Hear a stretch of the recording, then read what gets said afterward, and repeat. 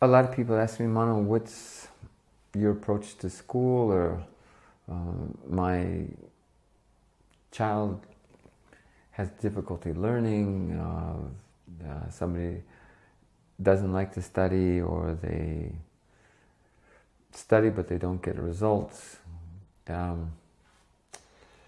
What I remember when I went to the university, I was going on the running team, and they had a very strong practice schedule. They had like 6 in the morning, that would be like 2 hours practice, and every afternoon 2 or 3 hours practice.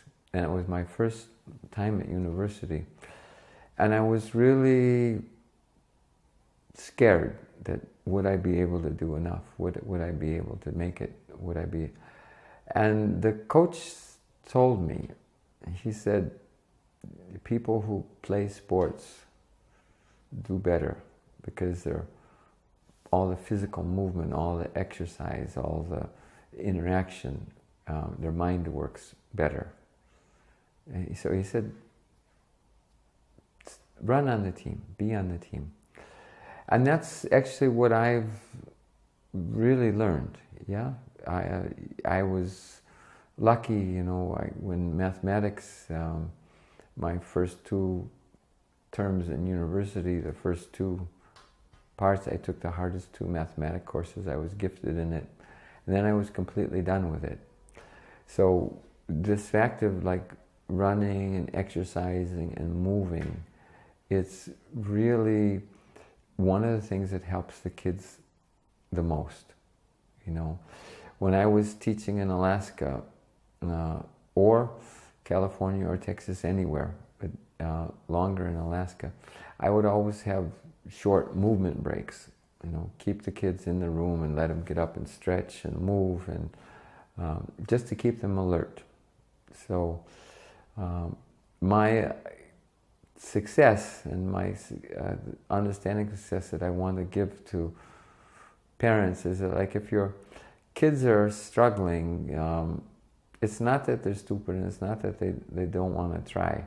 It's something else. Energy needs to move to complement that with them. Maybe it's more personal time together, or maybe it's some kind of sport, some kind of activity, something to balance them, some kind of movement and expression. And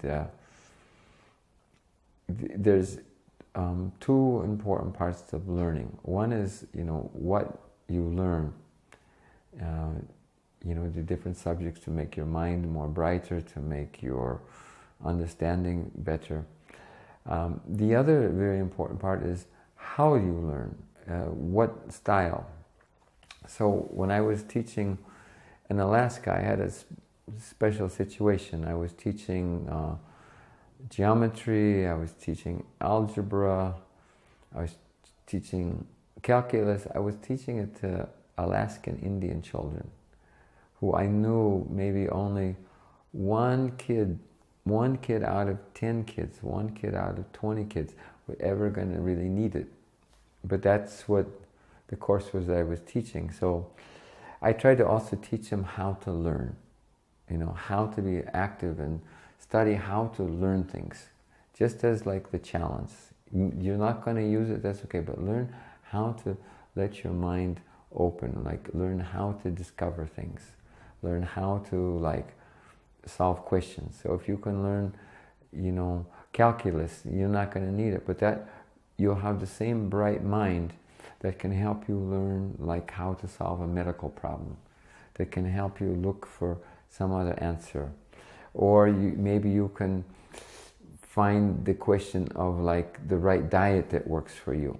Yeah, where you've tried something and it's not working, and then you have to read and see, many people who ate that, they didn't get a good result, and the Japanese got a good result from that, and the people from like maybe Almaty, where they eat like a lot of meat, they get more heart attacks than the people in Moscow. You know, it's like you can study, you can learn, you can see something to help everybody else. So my approach to learning is like get the energy open so that you learn how to learn, and that will make your education, that will make your time at school much, much more interesting. Don't get lost by the I might not need this. Use that as a challenge, that okay, I might never be like an economist, I might never be a Pugalter, but I will learn because this is my challenge in the moment. So my approach is do the best that you can, give the best of everything.